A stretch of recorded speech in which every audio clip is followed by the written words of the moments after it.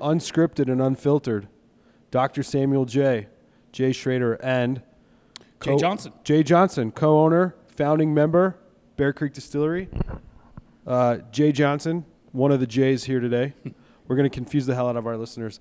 Where are we? What's Bear Creek?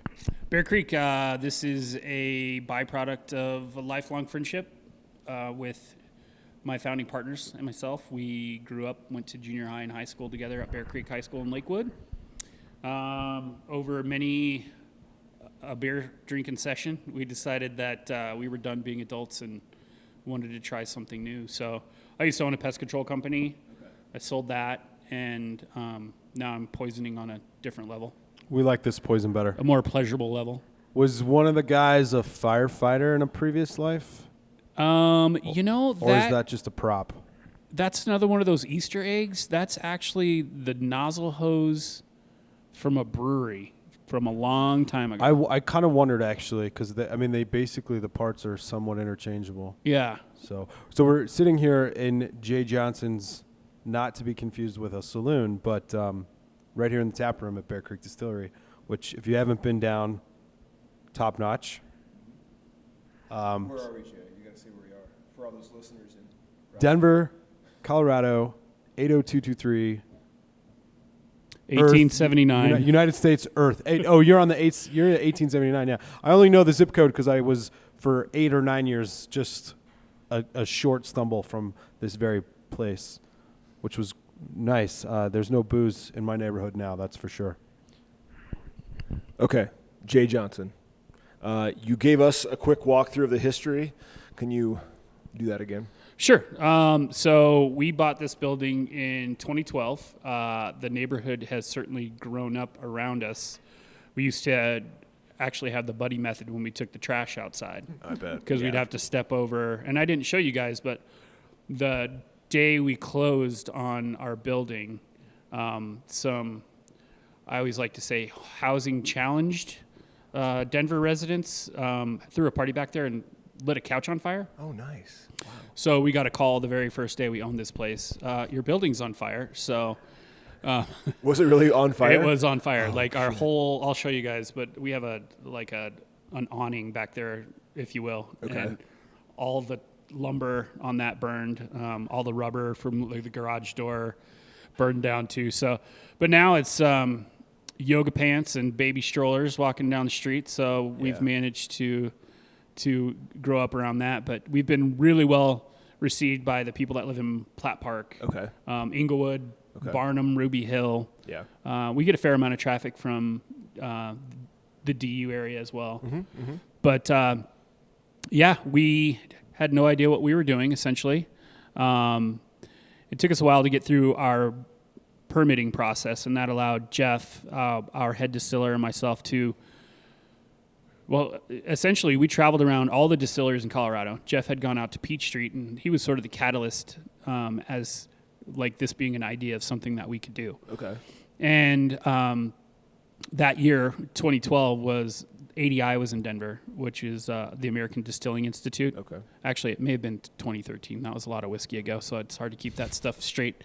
But we went and did that too, and I went to North Carolina, Jeff went to Wisconsin, and we sort of got to pick and choose what we thought were really cool elements of distilleries. Mm-hmm. And what became evident to us relatively quickly was the fact that people took their tasting rooms as a secondary issue. Uh-huh. We went to places literally had this beautiful distillery, and they want you to taste their booze at in folding chairs and plastic tables. Right. And we knew right away that wasn't going to work for us. So we want this place to really come across as an experience. So we designed this amazing tasting room to have people to be able to enjoy our product. And not to slap myself on the back too hard, but I really feel like we were some of the first people that paid a lot of attention to their tasting room in Denver. And now you see anybody that opens, the Block Distilling Company's tasting room's gorgeous. Rocker down in Littleton did a great job. Is that something you have to do in Denver, is to really focus on the tap room or the tasting room, excuse me? I'd say 8-10 years ago, no. But Denver's, dude, we're a top 5 cosmopolitan city in the United States. You know, we're a destination city, and people are used to not necessarily a dog and pony show, but the longtime residents of Denver, I feel like they recognize authenticity, and they know, like, they're like, oh, you're local guys, you've been here a long time. But at the same time, you have to sort of cater to a lot of the new residents of Denver that expect something high end if they're coming from LA or New York or even Chicago. Do you think the craft beer and brewing industry kind of fed into that? I mean, you guys, I don't want to say you're late in the game, but brewery tap rooms were all the rage, I'd say, in 2000. Really, the takeoff was 2012, 2013 also. And that was where you started to see a more inviting environment, a more family-friendly, casual atmosphere, but done with a high-end polish, or, you know, a place that you wouldn't be embarrassed to take your kids. No buddy method to taste a beer, or in this case, a whiskey. No, I mean, I definitely think that's a fair statement. You know, in Colorado, and Coloradans in general have always supported their own. And, you know, it's amazing. You keep waiting to see this craft beer thing die out, right? But every time you go drive next a new tap room, they're full. Yeah. You know, I live down south, and there's one that opened up by us it was supposed to be called Off Leash Ales. Okay. And they were going to incorporate like a dog run in the brewery, but that didn't work out. But the city shit all over that. They certainly did. Like they were behind the curve. What, 2+ years? 2+ easy. Because Littleton just could not get their heads wrapped around it. I just had this conversation at a Christmas party with a buddy on Friday. Yeah. Blown away that these guys actually made it. I had met them 3 years ago, and I point blank told them, I go, this is never gonna happen. And they fought through the red tape and were able to manipulate their business plan, and there's still a dog element to it. But that place is packed every night, you know, and it's cool. I mean, I'm sort of in a bar desert down there in that part of Littleton. There's really not anywhere, you know, minus going into downtown Littleton. Come on, nice. Chatfield Escape. Oh, buddy. That's the Lucky Mutt now. Oh, you got to be kidding me. It's closed. Oh, what about, is the North Shore still over there? Yes. The North Shore is a legit dive bar. Oh, without a doubt. What is it? The Mirage? Mirage is there. They have added a creepier element, if possible, by adding off-track betting. We're taking this thing on the road, baby. I've never set foot in the Mirage. I don't even like the 7-Eleven that's next door to the Mirage. Yeah.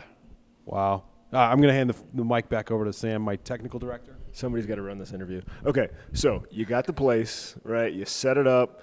When did you buy it? When did you? 12 was our date of incorporation. Okay. And then when could the public come in here and grab So we originally were going to have a little tiny tasting bar, and then this big build-out sort of came from that.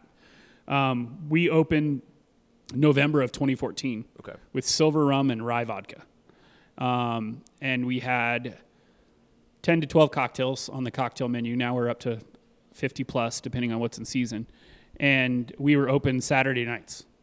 And then we added Thursday. So we were open Thursdays and Saturdays. And then we were open Fridays. But mind you, at the time, it was just Jeff, Debo, and myself.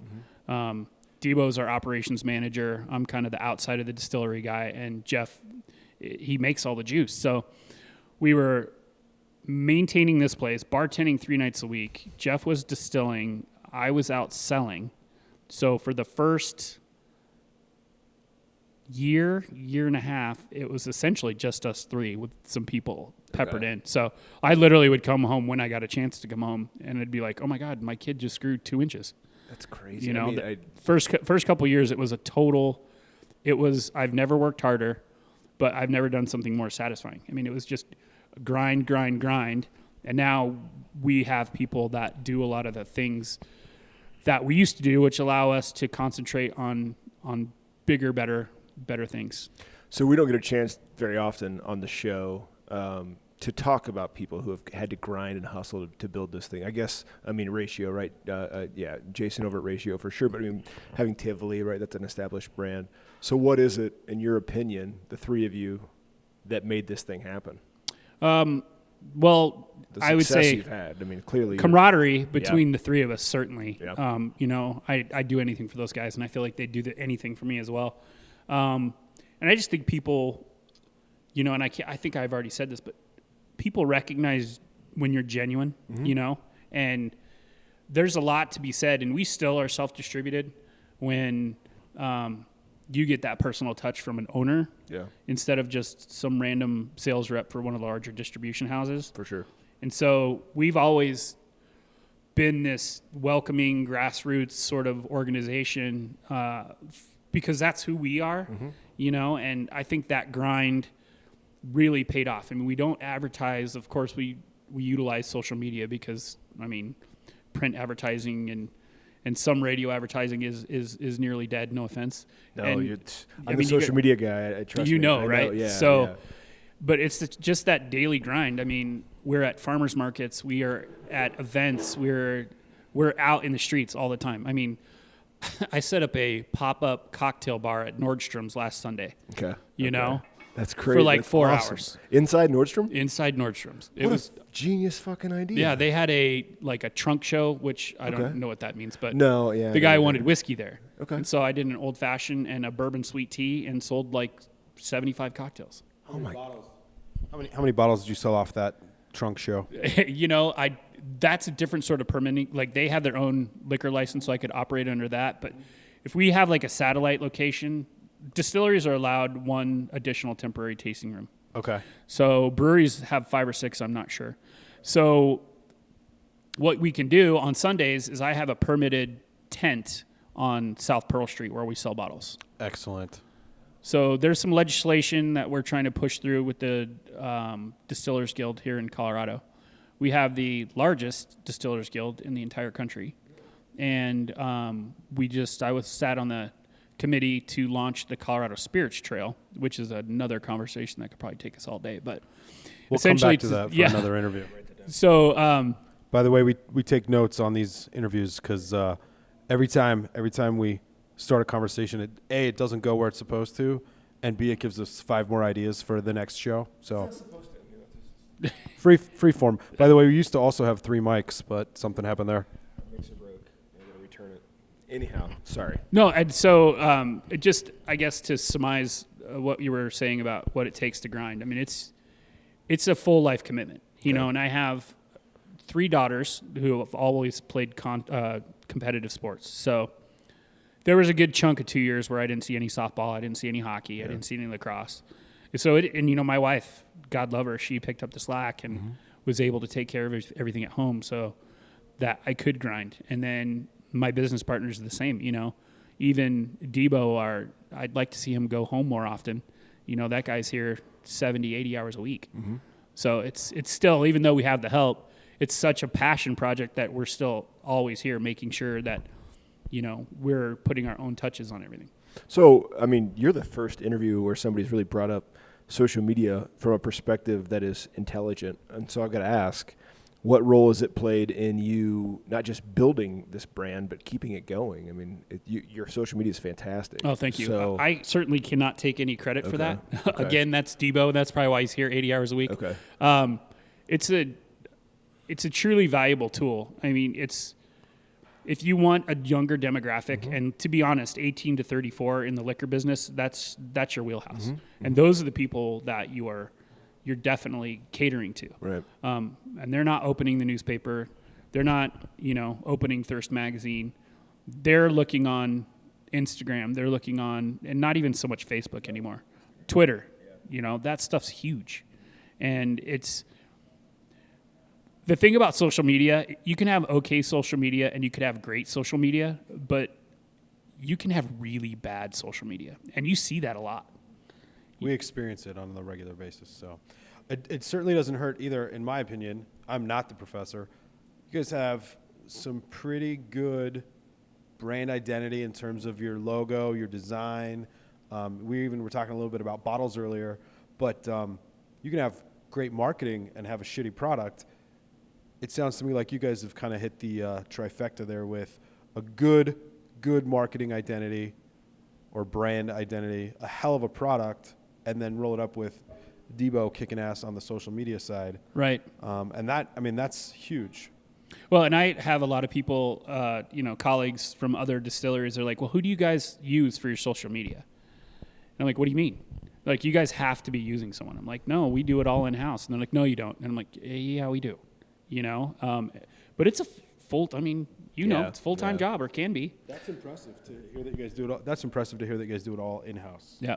Well, I mean, I think that's what people, the game, it changes the content game in the sense that you don't have to have that 30-second, let's say $30,000 ad that you put money into, right? You can instead do the 4 posts a day, right, or the scheduled posts, and use the right hashtags, and people just want to see you document what you do. And I think that's the beauty of not just, the distillery, but just any craft beverage business is people want to see what happens behind closed doors. And the tour that you took us on was just fantastic. And the most interesting part of my day thus far, certainly it's not seeing Jay again, but.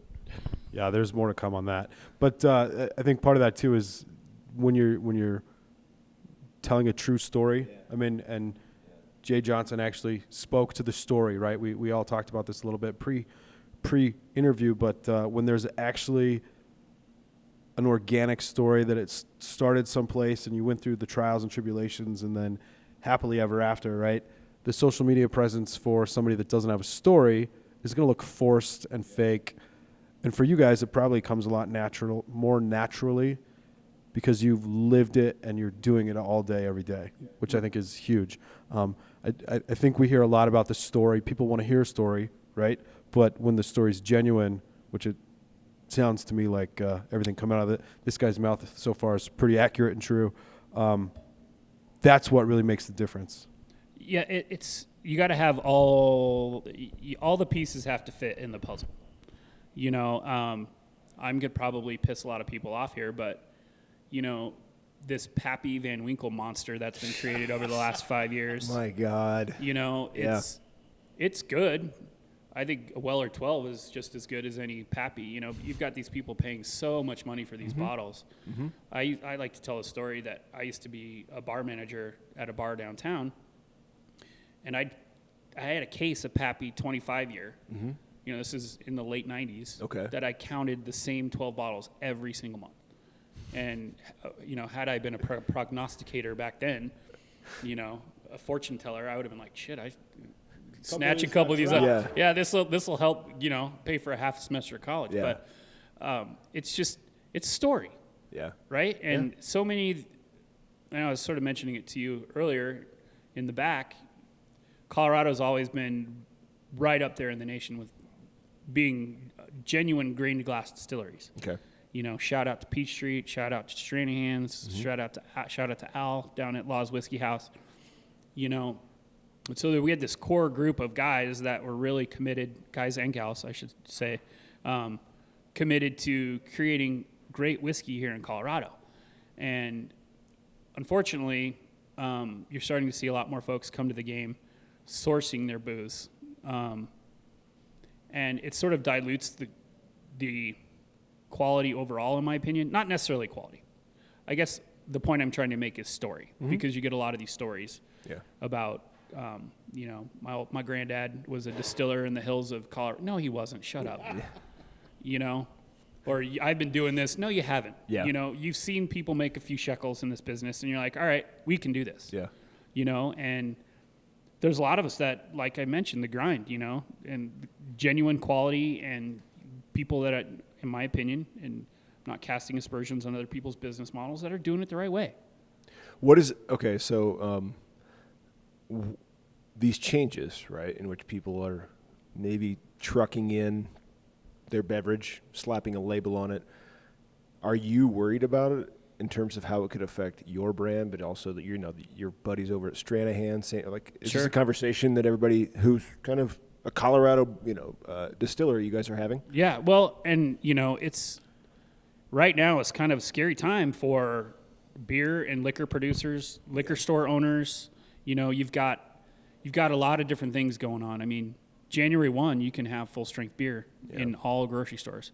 And after that, I think the way the law read is you can own up to 5 liquor licenses now, and then by 2027, it's going to be unlimited. Oh, man. Okay. So you've got huge national chain stores that are moving in. Yeah. And then you've got Kroger and Safeway.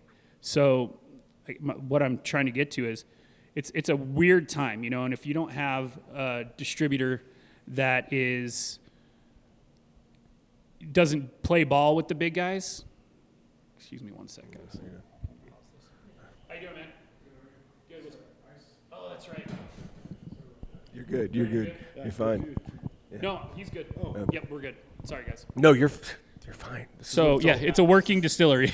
Jay Johnson is grinding right now. This is only the 3rd time we've seen somebody come into this place today. That Jay's had to deal with. So. Spinning plates. So I guess a liquor store is a grocery store.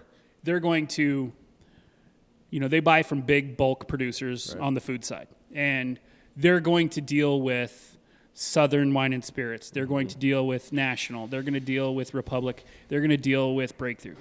So a guy like me, self-distributed, this is a little tenuous time because you've got these sort of craft-oriented liquor stores now, and some of the big guys, great relationships with Davidson's and Molly's and Hazel's and, Pearl Wine Company.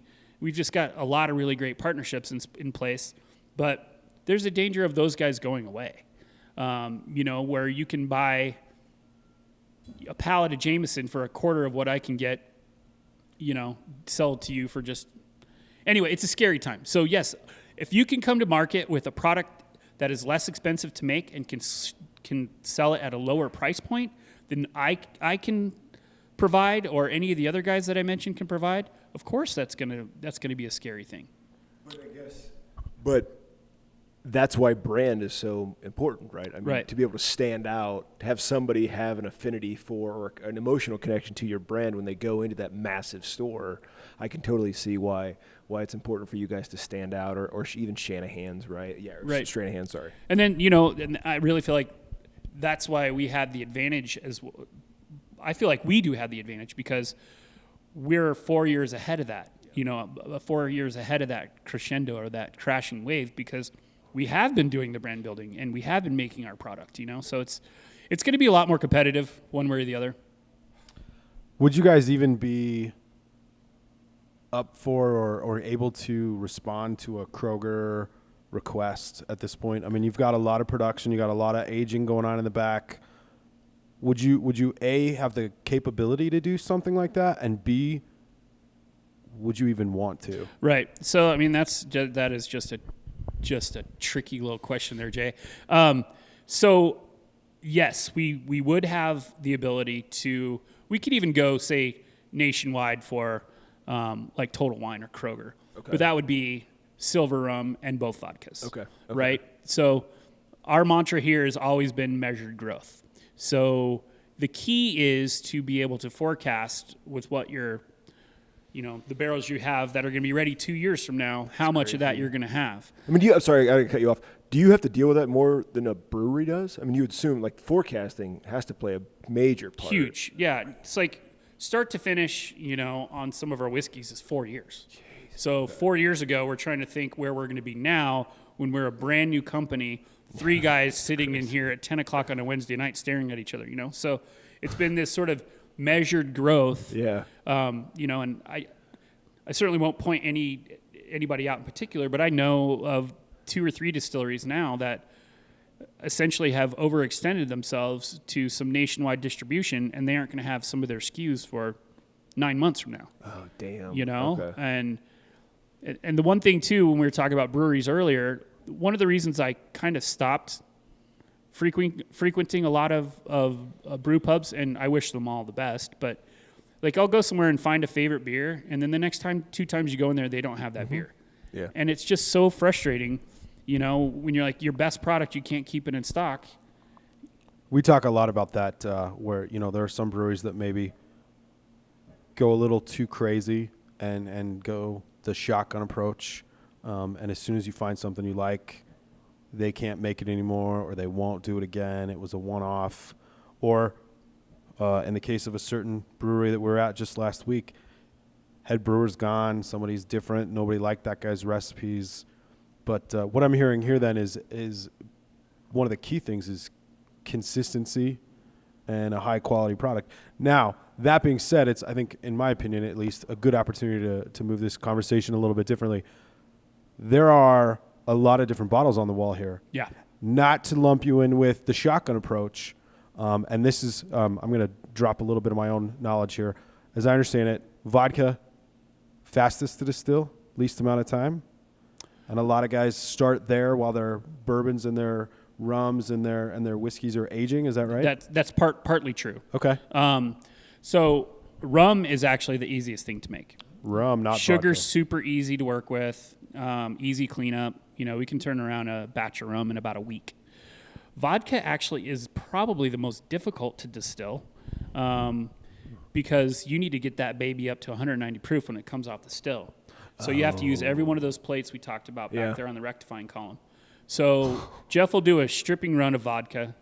He can push that through hard and fast in about 9 to 10 hours. Okay. And what he'll do is he'll do 3 stripping runs and take each of those batches and put it in what's called a finishing run or the spirit run. And he'll put all those into the pot, and it takes about 18 to 24 hours to run that through. So, yes, I just wanted to clarify that. But, yeah, so a lot of people will do that, and if they had the same business model that we did, in between those spirit runs, we'll start filling whiskey barrels and set those back there. The reason you're seeing all of those 10 bottles up there is we have a wholesale and manufacturing license. So that allows us to make cocktails with only spirits that we produce. So we wanted to be able to give a pretty broad cocktail. We have a really high level of cocktail mixology here, and we wanted to be able to create pretty much anything you'd find in an operating cocktail bar.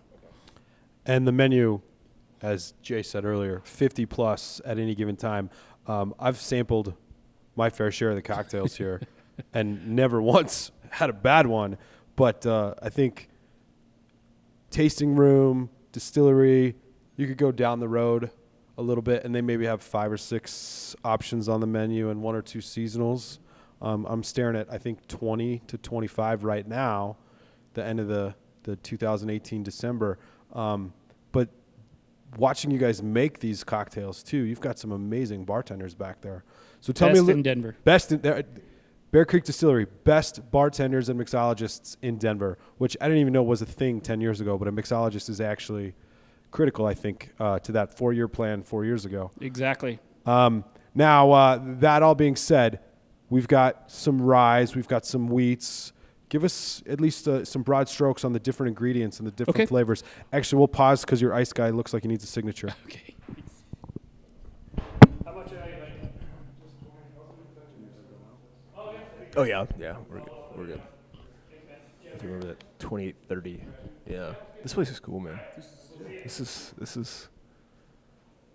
I was just telling Jay, this place is cool. You're a hell of a guest, by the way. Oh, thank you. Yeah, they're very chill. This is awesome. Okay, sorry, we were talking about. Yeah. Let's talk a little bit about you've got a couple of different ingredient options that are bottled up here.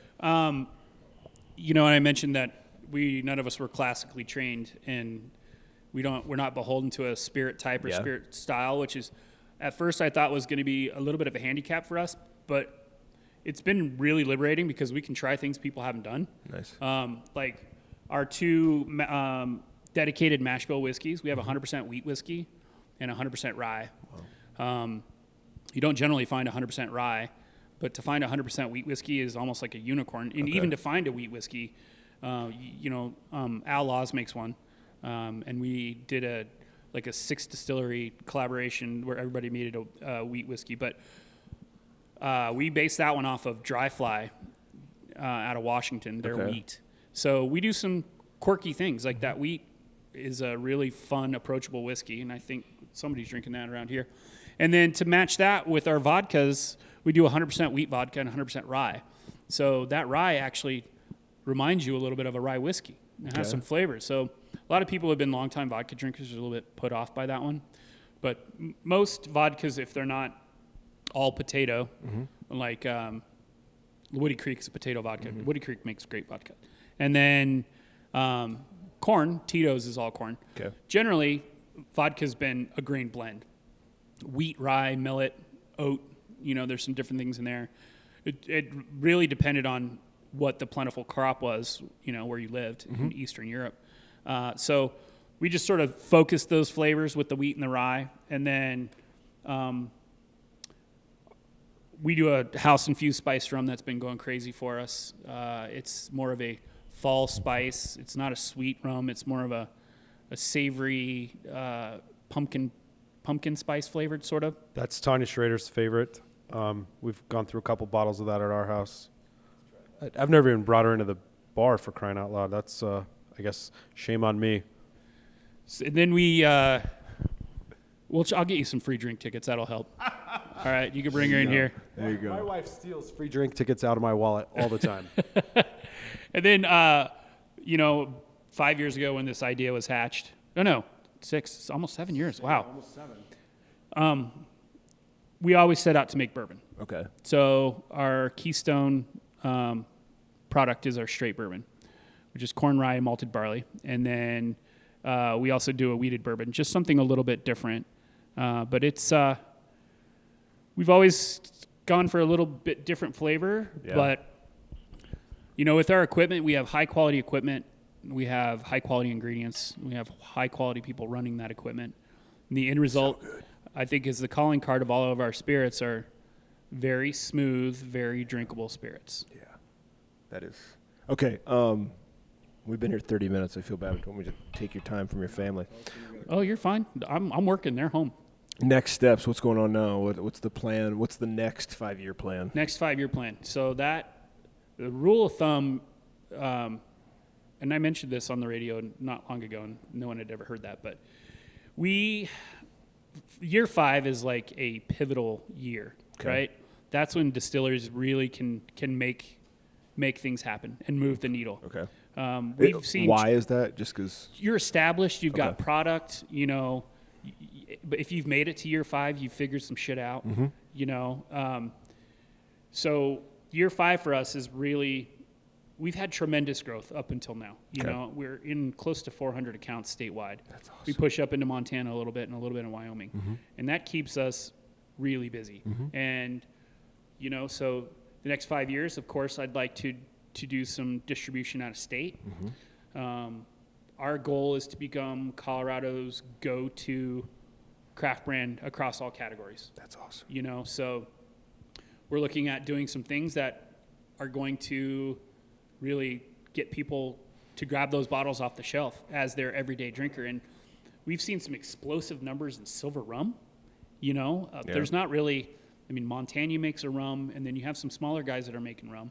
But we produce 3 SKUs in the rum category. Okay. And that's been doing really well for us. So we're going to keep pushing. We're looking at expanding our sales staff in Q1, maybe into Q2 of next year. So that'll give us 4 dedicated salesmen. Right now we have one guy that pretty much does central Denver and pushes into the mountains a little bit. We have a guy up north and then a guy from Alameda South. Okay. And so that Alameda South into southern Colorado will go to a new guy, and then this guy will get a different. But we're going to hold on to self-distribution as long as we can. So do you see like towns, cities, not just in the Mountain West, but maybe the Midwest, where you're like, we could be the name in distilled spirits, like Certainly. Yeah. And, on a micro level, like we went down to Pueblo Okay. like 3 months ago, and for whatever reason, people ignore Pueblo. There's not really a lot of brewery things going on down there. There's a handful of things. Brews Ale House just opened up down there. Killer spot if you're ever down in Pueblo. And we've gone haywire in Pueblo because no one's taken the time to go down and pay attention to those guys. So I think if we could sort of take that same mindset and mentality and go to, say, Omaha or Lincoln, central Iowa for sure, and give them that same sort of attention, because you're going to get swallowed up in Chicago and New York and, LA is just a horrible market to work in from everything I've heard about it. So, sort of keeping that local grassroots approach, that Midwesterner, Western sort of feel, maybe down into Phoenix, and pay some attention. I certainly think we could do some big things in mid-level cities. Strategic, I think, is what you're talking about here a little bit. Measured growth again. Measured growth, which is the mantra, as Jay put it. Not major cities, middle-sized cities. I think we'd be better in middle-sized cities, where there's something to be said for people when they feel like they're underappreciated, Like, let's go into Cleveland and show Cleveland some love, I can tell you that Omaha is blowing up. I mean, it's Denver 10, 15 years ago. And the funny thing is, if you pick the right strategic cities, Iowa City, Omaha, I mean, anything that catches on in Omaha, those people are going to be leaving and going to Chicago or Denver anyway in a couple of years. So let somebody carry that brand for you down the road. And that's huge. Phoenix, Arizona, anything going on down there is gigantic as well. Pueb's, shout out to Pueb's. A good buddy of mine spends way more time in Pueblo than he should. But it's another Pueblo city. Parties, dude. Pueblo's a funny city, right? Yeah. Like, there's a lot going on down there. Just nobody talks about it. Nobody knows about it. And it's just like, we could take this tangent totally the wrong way, but it's a city that probably has some of the deepest, richest culture in all of Colorado. I mean, you had steel mills, you had the mob, you had... Yeah, the mob. That my buddy's long Italian roots in Pueblo. It blows my mind. And the construction and the history of the buildings down there, I mean, it is a cool town. Yeah, agreed. I think tangent is always the hashtag for these conversations, at least when Sam gives me the mic. No, that's perfect. That's you guys. I've driven through Pueblo, but never stopped for a beverage. So now the next time I go through there, no, you were saying something, Jay Johnson, that made a lot of sense to me because I was talking to a buddy of Jay Schrader's and I, Greg Goldleaf, the other day, and we were talking Oakleaf. What did I say? Oakleaf. Yeah, we're obviously that close. No, but. The kind of college town where professors don't want to be called doctors, right? Like that's the kind of, to me, that's a brand right there, right? Like that's a potential client that would love this stuff. Is that right? Like you're intelligent, you have upper middle class income, so you can spend a little extra, but it's not pretentious. It's just good quality liquor. Right. We know a professor like that does not like to be called doctor. And he lives in, hotbed of the booze industry, in my opinion, Michigan. So if you want us to send a couple bottles that way. We could do something like that. And that's the thing, like, of course, there's paycheck whiskey. That's what we refer to it, right? Mm-hmm. So we want to be sort of that, not that paycheck whiskey, right. Whereas, like, all right, you might buy that 3 times a year, whereas... in between the paycheck and everyday drinker, where you're like, all right, I feel like splurging a little bit. Yeah. I'll spend $50 on a bottle of bourbon, instead of 85 or 110 or, This is like my wife and I's best friends live in St. Louis, and they're obsessed with old fashions over the last 3 years, right? This is the kind of whiskey they would go and buy, right? I could easily bring them a bottle of this and they would be extremely appreciative just because there's something about, and I think that's the clientele that you guys are really honing in on. They like the story, right? There's something deeper to the brand. There's an authenticity to it, but it's also just a good product. Right.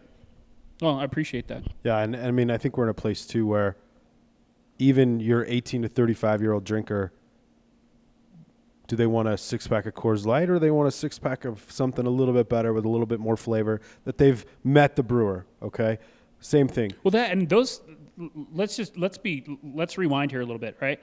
We didn't grow up with microbrews. I mean, I remember when Sam Adams came out and I was 19 years old and Fat Tire. Yeah. These kids have grown up with craft brands, especially here in Colorado. Right. And they're more inclined to, like my daughter, her friends are of drinking age-ish.